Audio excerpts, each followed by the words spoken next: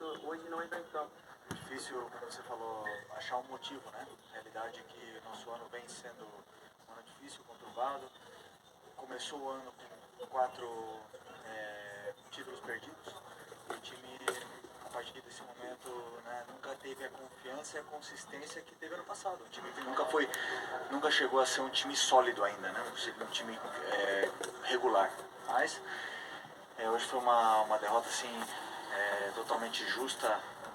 Por mais que possa ter algum tipo de polêmica, o time não fez por merecer vencer, não teve o controle do jogo, não teve a calma, não teve a sabedoria de lidar com um resultado positivo e acabamos cedendo esse resultado.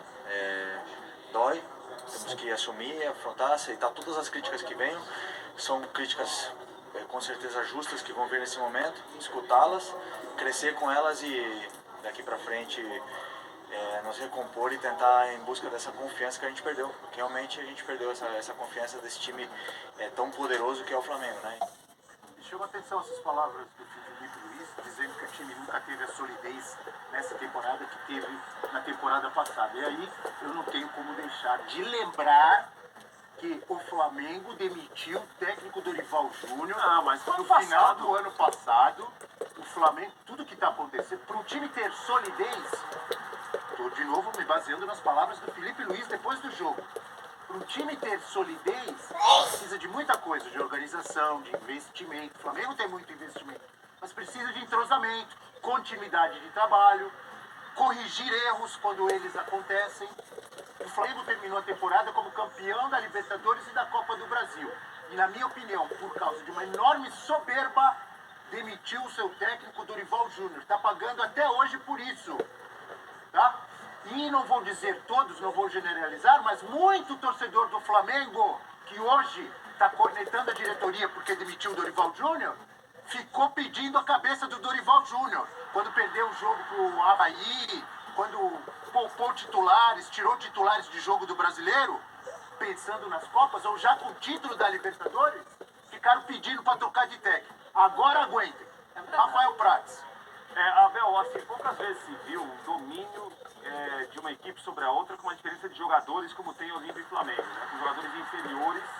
O Olímpia ontem engoliu o Flamengo, né? Engoliu o Flamengo, eu acho que de maneiras diferentes. No ritmo do jogo, da temperatura que colocou na partida, e o Flamengo querendo o jogo, eu concordo com o Felipe Luiz, o Flamengo em nenhum momento quase conseguiu jogar, nem colocar sua parte técnica em campo, nem sobrepor a maneira que o Olímpia muitas vezes marcou mais à frente. Quem viu o Olímpia no Maracanã, e talvez imaginasse, como nós falávamos aqui na última semana, que olha, o Olímpia mesmo em casa não vai ficar tão exposto, não vai marcar mais à frente. O Olímpia ontem quando marcou à frente, tirou a saída de bola do Flamengo. O Olímpia quando colocou a bola na área do Flamengo, geralmente ganhou muita bola pelo alto. Então assim, o Flamengo foi engolido pelo Olímpia em Assunção. Eu acho que foi engolido de maneiras diferentes, taticamente, tecnicamente, comportamento dos jogadores. O Flamengo quando foi tentar entender o jogo e despertar para a situação, a vaga já foi embora. Então, O Flamengo fez 1-0 no início do segundo tempo. primeiro tempo. Do primeiro tempo, desculpa. O que passou na sua cabeça? Aquela cobrança de falta da Arrascaeta? Era muito difícil para o Olímpia virar. Eu acho que Muito passou difícil. na cabeça de todo Então, mundo. Foi mas mais ou isso, menos Abel. 12 do primeiro tempo, foi isso? Não, mas isso é uma 10, coisa que 12 passa na minutos. nossa cabeça daqui. Outra coisa é o jogador talvez encarar dessa maneira ou entender. Eu acho que talvez os jogadores do Flamengo tenham pensado assim. Mas isso durou 4 ou 5 minutos. 4 ou 5 minutos. Até o Olímpia empatar, não é verdade? Exatamente. A chave é que isso não passou pela cabeça do Olímpia, né? Esse jogo teve muito Olímpia e nenhum Flamengo. O Flamengo jogou como se fosse um jogo de quarta-feira à noite na Taça Guanabara. Aquela fase daqueles jogos que tem que cumprir tabela, muitas vezes nem é o time titular, pareciam daqueles jogos. E olha que o Flamengo teve, você lembrou, o Flamengo saiu na frente. O Flamengo, quando toma o segundo gol, era um jogo, àquela altura, se é um time jogando um pouquinho melhor, dando mais de 5, era um jogo sob controle. O Flamengo não estava sendo pressionado pelo Olímpia quando toma o segundo gol. Quando o Prat Ele fala não de estava arbitragem- criando um monte de chance de gol. não estava. Era um jogo sob controle, mas jogos sob controle também pedem a sua participação, a sua atuação como equipe, como coletivo. Muitas vezes torcedor de futebol, e é claro, é torcedor, toda vez vai falar de raça, vai falar de empenho, vai falar de falta de vontade, e nem sempre tem razão. Ontem faltou. Ontem foi um time frio demais para o que a situação exigia. É um time irregular, como falou o Felipe Felipe Luiz, de fato, é irregular, mas irregularidade é uma coisa. Às vezes você é irregular, e tem muitos jogos do Flamengo em que o Flamengo foi irregular. Eu estou, por exemplo, do Atlético Mineiro sendo irregular. Mas você está presente no jogo. Presente para as coisas que vão acontecer no jogo. Ontem foi uma combinação explosiva de uma noite de Libertadores, que não é para qualquer um jogar no Defensores del Chaco, um time do Flamengo que não apareceu para a partida. Por mais que você tenha superioridade sobre o adversário, e existe essa superioridade, senão não tinha essa festa toda do Olímpico. Claro que tem a superioridade. Você tem que fazer valer isso. Pelo menos em alguns momentos do jogo, em momentos-chave, e o Flamengo não conseguiu. O próprio Felipe Luiz, que saiu fazer essas observações, foi um dos piores em campo. Ele sai dizendo, quando tomou gol, ele fala, eu avisei. Ele próprio quase entregava a rapadura antes no lance. Entregou várias vezes. Muito pior o segundo tempo do Flamengo do que o primeiro, não, Eugênio? Acho que o jogo todo, né, velho? Acho que o jogo todo... Foi mais controlado o primeiro tempo? O Olímpia foi melhor que o Flamengo, não exatamente no aspecto técnico, mas na intensidade que ele aplicou no jogo. Essa foi a grande diferença da partida. A gente estava com uma pergunta agora há pouco na tarde, alguns instantes atrás, que era o seguinte: o Flamengo foi apático no momento decisivo? E aí você olha para o ano do Flamengo e você vai achar, eu vou achar, apenas 3 jogos em que ele não foi apático. Os 2 jogos com o Fluminense na Copa do Brasil e o jogo com o Fluminense no Campeonato Brasileiro, o empate. Não, e contra o Grêmio? O Flamengo no jogo contra o Grêmio foi técnico. Ele conseguiu ganhar o jogo do Grêmio na sua qualidade técnica. Troca de passes. Só que há jogos em que isso não é suficiente. O Flamengo ganhou vários jogos esse ano porque é melhor. Porque os seus jogadores são melhores do que os jogadores dos adversários, quase todos. Então, em cima disso, ele se impõe. Tem muito adversário que já vai com medo pro jogo do Flamengo, que já fica na retranca, que sabe do potencial. O Flamengo joga ali, tem jogado ao longo do ano, vamos dizer, 40% a 50% do que pode. A verdade é essa. E aí, ele, depois de ter sido atropelado pelo Fluminense na final do campeonato, foi para a Copa do Brasil pensando, eu tenho que correr. E aí correu. Os jogos em que o Flamengo correu, teve um jogo também com o Fluminense, que foi a final da Taça Guanabara, que o Flamengo perdeu de virada, mas que correu muito também, especialmente no primeiro tempo daquele jogo. Ou seja, ele só corre contra o Fluminense. E ontem, ele foi completamente superado. Assim, o engraçado é isso, né? O Flamengo tinha vencido o primeiro jogo 1-0, faz um gol no início, 2-0. O próprio Jean, na transmissão, falou, olha, o estádio deu uma calada aqui. Deu pra sentir que a torcida deu uma... Só que o time do Olímpia, em momento nenhum, deixou de jogar. Saiu perdendo pro 1-0, bota a bola no chão, vambora. Vamos pra cima. Vamos pra cima e pouco depois conseguiu o gol de empate. A virada do jogo, no segundo tempo, ela passa muito pelas substituições dos 2 treinadores. Ela começa com as substituições do Olímpia, quando o Arce, ali por volta dos 60 e poucos minutos, né? Por volta de 20 do segundo tempo, ali, naquela região ali, 67, 68. Tá fazendo agora, rapaz. Menos, porque o primeiro gol já é com 68. Metade do segundo tempo, ele troca e coloca 2 centroavantes. Ele estava jogando com o Walter Gonzalez no comando do ataque, então era um 4-1-4-1, era um meio-campo bem recheado, e ele coloca o Martínez no lugar do Gomes para dar mais marcação no meio de campo e coloca um segundo atacante da equipe. Pouco depois, O gigante? pouco depois ele tira o Gonçalves, porque primeiro ele colocou o Montenegro. Isso. Montenegro junto com o Gonçalves. Depois ele tirou o Gonçalves e botou o Brueira. O Brueira muda o jogo. Quase 2 metros de altura. A entrada do Brueira é decisiva para o Olímpia conseguir a virada contra o Flamengo.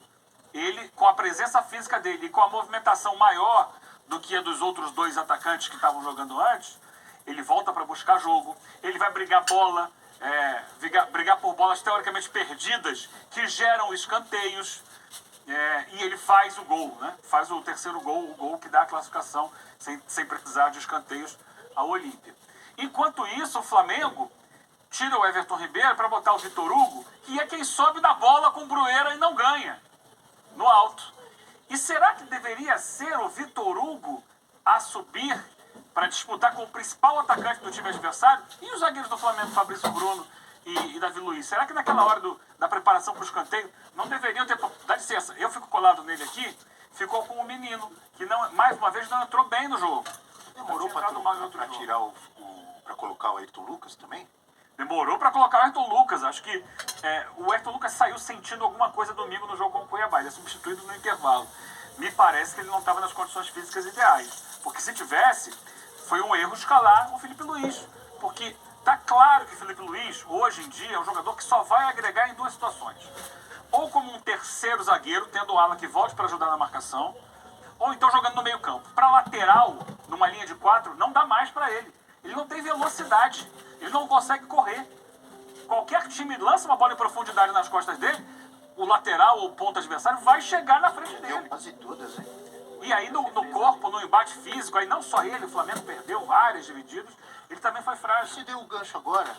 Inclusive, eu sei que foi você que pediu essas imagens. Nossa produção separou, atendendo a um pedido seu. Então a gente vai mostrar agora a você, pro prático, professor, pra gente analisar as divididas que o Flamengo perdeu durante o jogo, que foram várias, pra gente ver. E não é só técnica, não é só acho que o Everton Ribeiro falou, o orçamento não entra em campo. Você tem que correr, tem que dividir, ainda mais num jogo de Libertadores. Justo. E a gente tá vendo justo. Tem um amigo meu que fala que é o pé de ferro. O time tal ganhou no pé de ferro. Ele fala É o mesmo. Vini Colorado. Exato, tá felicíssimo. E o Olímpia ganhou o jogo no pé de ferro. Sabe, sim, pô, chega forte. Pimba. Dá, essa bola aqui é minha. É claro que em algumas dessas divididas houve excessos. Excessos não coibidos pela arbitragem. Diga-se de passagem. Algumas dessas roubadas... Saiu o Felipe Luiz perdendo. Algumas dessas roubadas de bola foram com falta. Mas a maioria não. A maioria foi no contato físico aí, ó. É uma trombada de jogo. Você tem que ser mais forte. Você tem que chegar mais forte na dividida. O Flamengo perdeu isso. Flamengo, Perdeu na imposição física. Todo mundo não fala desde o início da temporada? Desses problemas físicos do Flamengo, aliás, desde temporadas passadas. Verdade, mas ali é mais do que problema físico. Ali é atitude. Atitude no jogo. Perdeu um monte de dividida. Atitude que o Flamengo só teve contra o Fluminense esse ano. Desculpa, professor. Perdeu um monte de dividida que não precisava correr. Tava ali e perdeu a dividida. E perdeu a dividida na defesa, perdeu a dividida no ataque, perdeu a dividida no começo do jogo, no meio do jogo, no fim do jogo. Olha, isso foi um jogo de bolas cantadas. Você tá jogando um cara do tamanho daquele Brueira, é uma vergonha você tomar o gol do jeito que tomou, com a ausência dos zagueiros. E um monte de gente na área. Não deve nem trabalho pro cara. Olhando, né? Tomou gol de gigante, tomou gol de baixinho, que o Ortiz tem o quê? 73. Pouco, se tiver. Hã?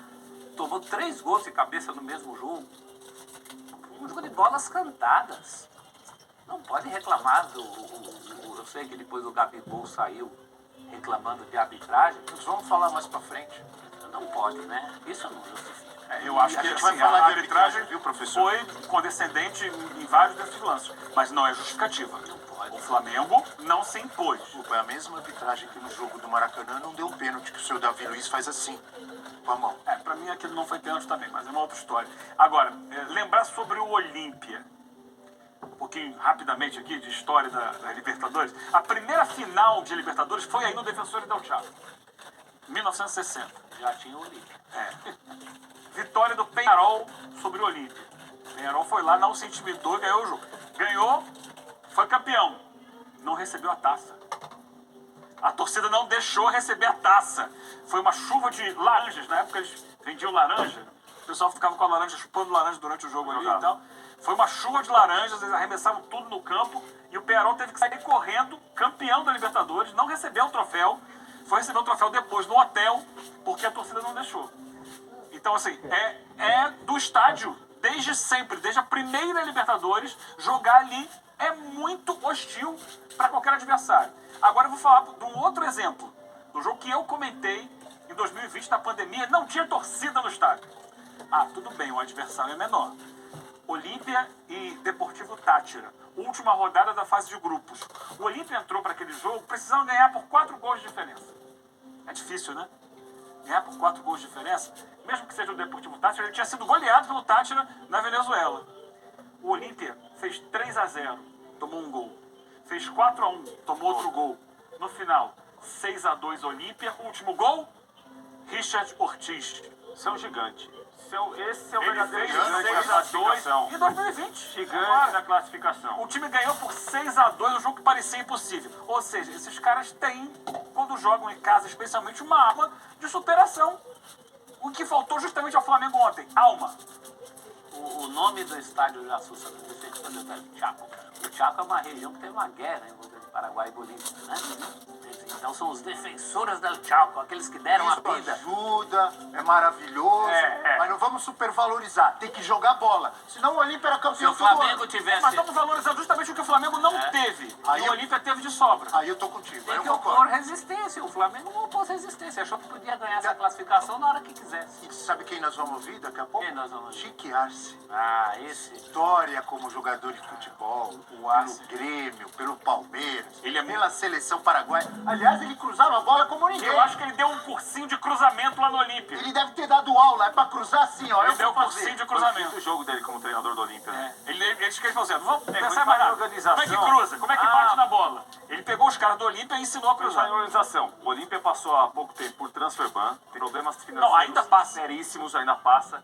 O treinador chegou a 5 jogos, que o Aguirre fez a campanha na fase de grupos, depois caiu Muito quando boa. parou na Copa do Paraguai. E tá com o Arce no 5º jogo e o Olímpia classificou. O Arce é decisivo na classificação do Olímpia. Decisivo. Quando ele é apresentado como técnico, ele fala, essa aqui é minha prioridade. Esquece o campeonato local, minha prioridade é a Libertadores, vamos jogar à morte. Essa foi a expressão dele. E depois do jogo de domingo, que ele ganhou do Guarani de 5-3, ele foi perguntado sobre o jogo do Flamengo. Ele deu uma entrevista que eu fiquei impressionado com a frieza dele. Ontem eu também fiquei. Fiquei Sim. durante o jogo impressionado com a frieza dele. E ele fala assim, Tava caindo no muito. domingo vai ser uma das jornadas mais lindas dos últimos tempos. O Prates também falou. E ele falou assim, um jogo para poucos.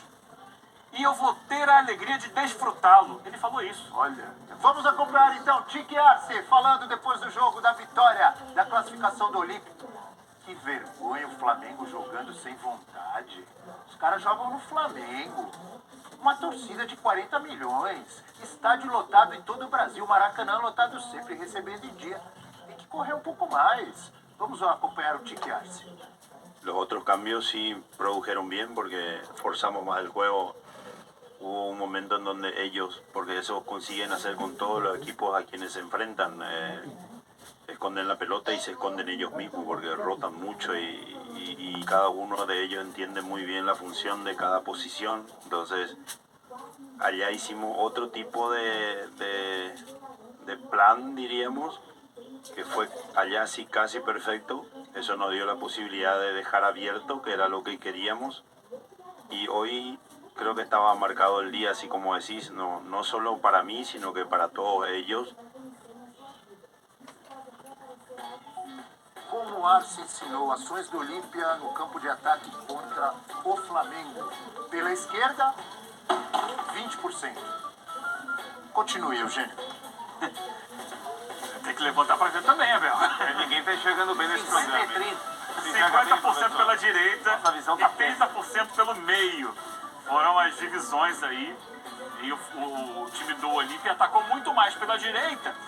O curioso, o primeiro gol sai pela direita, nas costas do Felipe Luiz, mas os lances que originaram os escanteios do segundo e do terceiro gols aconteceram saindo do lado esquerdo, onde o Olímpia atacou muito menos. O curioso, foi uma opção clara do Olímpia de explorar mais o lado do Felipe Luiz, porque sabia, fisicamente era um jogador com muito menos força e velocidade do que o lateral direito do Flamengo, que é um menino, que é o Wesley, que chega mais forte, que tem mais velocidade mesmo de deslocamentos. Foi uma opção. Trabalho, né? O Arce trabalhou, entendeu. Agora, insisto, montou uma escolinha de cruzamento. Você, meu filho, bate na bola assim, vai fazer essa curva assado, vai pegar o centroavante, tempo de cruzamento. Porque ele era, pra mim, assim, lateral dos que eu vi, maior especialista em cruzamentos. Que eu vi na minha vida, assim. O Jorginho cruzava muito bem também.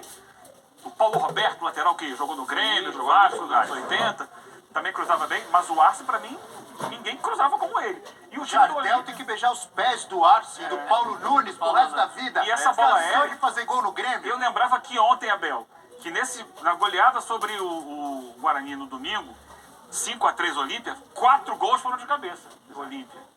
Do lado direito da rua direita, me lembrei dos originais do samba. Como Olímpia, amigo professor Celso Zelt, explorando seu lado direito. O Arce merece, né? Ele passou recentemente pela perda do filho. E ele teve a humildade ontem na coletiva de lembrar o trabalho do Diego Aguirre, que agora está no Santos. Mas a gente percebe que tem muito dele, muito do conhecimento dele, né? Ele era um lateral, mas na verdade ele era uma arma de ataque no Palmeiras. Nas bolas paradas, nos cruzamentos, né? Belíssimo lateral. E você já percebe, tem um dedo dele aí na transformação, nessa prioridade que o Eugênio falou. Não é fácil falar, vou esquecer o paraguaio, porque ele está lá embaixo no Paraguai. Para o Olímpia, qualquer coisa. Campeonato paraguaio, né? Qualquer coisa que esteja. Ficar atrás do Cerro já é terrível. E o Libertad tornou-se uma força local, né, prof? O Libertad é atual campeão paraguaio, o Libertad até contra a dupla Cerro e Olímpia, no futebol local, tem dominado mais. Mas aí então você bota com boa vontade que o Olímpia fique entre os 3. Está lá embaixo, não foi uma aposta. Hoje é acertado. Muito bem. Lembrando que o Olímpia vai enfrentar o Fluminense. Isso. Quem que joga primeiro aí em casa?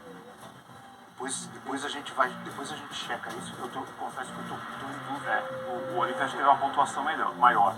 O Olímpia foi primeiro do grupo, mas o Fluminense também foi, né? Foi, mas a pontuação do Olímpia foi maior. O jogo, se não me engano, é no Defensores del Chaco, primeiro Maracanã. Onde o Fluminense foi eliminado ano passado pelo próprio Olímpia na fase preliminar da Libertadores. Então eu tenho uma pergunta para o Eugênio Leal, que já vai trazer a análise dele no Olho Leal.